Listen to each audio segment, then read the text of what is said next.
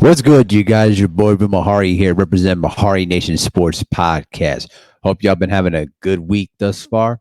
And tonight we got ourselves the NBA Finals. We finally made it to this point. We are finally here. And one team that was expected to be here in the NBA Finals has finally made it in the Denver Nuggets versus a team that many people at the start of the playoffs did not predict that they would make it here to this point. And through sheer grit and determination and everything else above, the Miami Heat once again made it to the NBA Finals for the second time since 2020, since the bubble appearance. So we'll leave that at that. But I will say that these playoffs have been very, very intriguing, very wild, very bizarre, and a lot of unexpected twists and turns.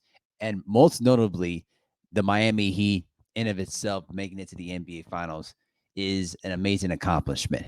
Once again, being the second A-seeded team in NBA history to reach the NBA Finals is an amazing accomplishment. But the one thing that really impressed me about the Miami Heat has been is the way they've been able to beat most of their teams. When you look at the team right now, they're mostly, undrafted second round players led by Jimmy Butler and Bam Adebayo. But because of the fact that Eric Spoelstra and the strong unity of the Heat organization has been able to keep this team together despite all the struggles they went through the entire regular season has been pretty much the metamorphosis of how the Heat have been able to make it to the NBA Finals. And for a team that has shot horribly from the outside, that was ranked fourth worst in the NBA in 3-point percentage, they were actually the best 3-point shooting team in the NBA playoffs this year. And they've been blistering the Nets from downtown throughout this year. Guys like Gabe Vincent, hitting shots. Guys like Caleb Martin stepping up, hitting jump shots. Bam Adebayo playing big. Jimmy Butler playing absolutely phenomenal basketball in the big stage. You know what I'm saying? Duncan Robinson finally found his mojo after pretty much being sat on the bench throughout the majority of the year. Many people thought that he was pretty much downgraded. Now, because of the fact that Tyler Hero got hurt and Victor Oladipo was out, that gave the opportunity for Duncan Robinson to get himself some playing time, which has been amazing. You know what I'm saying? And the way they were able to play defense against the Bucks, the Knicks, and most notably the Celtics, despite the fact that they blew a 3-0 lead, has been nothing short of been amazing. And they are most certainly heavy underdogs against this very well balanced Denver Nuggets basketball team led by the Joker himself, Nikola Jokic. And let me just say this: Nikola Jokic right now is the best center in the NBA by far. And the reason why I'm saying that here is this is a guy that many never predicted he would be the superstar that he is now. A two-time MVP. Some people can make the case that he should have been a three-time MVP. But a guy that is nearly 7 foot and can handle the ball like a guard, make passes like a point guard, can shoot the ball from long range like a shooting guard and a small forward. Okay, excellent post moves like a traditional big man. I mean, this guy has the complete offensive package. Yes, he's not athletic. Yes, he's not as fast, lightning fast. But don't mistake this one bit. The man knows how to play basketball.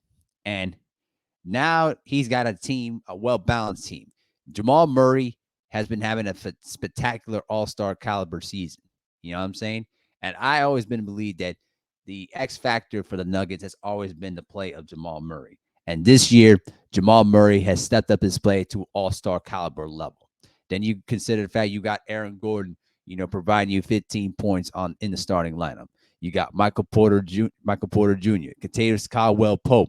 I mean, this team is a very well balanced and deep team. You know what I'm saying? And the way that they were able to dispose the Los Angeles Lakers, the way that they did was nothing short than phenomenal. But I will say this though too. I think that for one of these teams is gonna be. I don't see this series going the full 7 games. I really don't. And the reason being is that these two teams are mere opposites of each other. Now, the Heat had not beaten the Nuggets in a long time. Now, this doesn't change the fact that this is the NBA Finals and anything can change. But the Heat are going to have to play out of their minds if they're going to have a chance against these Nuggets. Now, the Heat have been known to play excellent zone defenses. They were able to disguise their coverages and being able to disguise their defensive, prowesses and really confuse the opposition. Against three predictable offenses like Milwaukee, New York, and Boston, they were able to contain them and limit their effectiveness. But I don't know if it's going to work that way against the Denver Nuggets, which is a more well-balanced, well-coached team led by Brendan Malone. Now, for the Nuggets, on the other hand, everything starts and ends with Nikola Jokic. We know the dominance of this guy, and we know what he's capable of. But the X factor is going to be the guard play of Jamal Murray and Kentavious Caldwell-Pope. They have to be spectacular against this Miami Heat team because we know what Jimmy Butler is going to give them, right? We know what Bam Adebayo is going to give them. Now, Bam is going to spend a lot of time guarding against Nikola Jokic, okay? If Bam Adebayo can limit his effectiveness in somewhat, okay? He doesn't have to try to outscore him or try to shut him down because you're not going to be able to shut down Nikola Jokic the entire game. That's not possible. But be able to limit his effectiveness, make him a one-dimensional player would be the most likely chance. And the Miami Heat, they have to have excellent play from Caleb Martin and Gabe Vincent. And also Kyle Lowry has to also play well in this series too. A lot of the role players have to step up if they're going to have a chance to win in this series. This is going to be a very intriguing matchup between the small lineup of the Miami Heat versus the big athletic athletic team of the Denver Nuggets. This is going to be a very interesting series. Now, I've counted this Miami Heat team out. I even thought that they were going to be swept out of the first round by the favorites that I had, the Milwaukee Bucks. But they proved everybody wrong and shut all the critics up when they beat the Bucks. All right, that's experienced championship level team. Many people thought that they were supposed to get outmanned and outmuscled by the New York Knicks, which is probably the best rebounding team in the NBA. They proved all the critics wrong. And despite the fact they gave up a 3-0 lead, nobody predicted that the Miami Heat was going to win Game 7 in Boston on Monday night. And guess what? Not only did they win in Boston, they boot the Celtics out of the building. So I'm not going to count out this Heat team one bit. But in all honesty, I just don't see how the Heat could be able to beat this Denver Nuggets team in a 7-game series. I mean, they're going to have to get some key wins somewhere in this series if they're going to make this very competitive or at least have a shot. But in all honesty, I could see this ending in 5 games in favor of the Denver Nuggets because I just think Nikola Jokic and the offensive versatility of Jamal Murray and the balance that they have on their team, I think it's just going to be too much for the Miami Heat to overcome. But they've been proving a lot of people wrong in these playoffs. So who am I to say to count them out? But I have the Miami Heat losing this series in 5 games. I just think that the offensive balance, and I think that the scheming that Brendan Malone, I should say, was it Brendan Malone? Hold on one second, real quick. Just gonna make sure. Was it Brendan Malone or something like that? Sorry about that, folks. Let me take care of this real quick. Was it Brendan Malone or was it Mike Malone? Oh, Mike Malone. I'm sorry. Shoot, I said Brendan Malone, but it was Mike Malone. My mistake.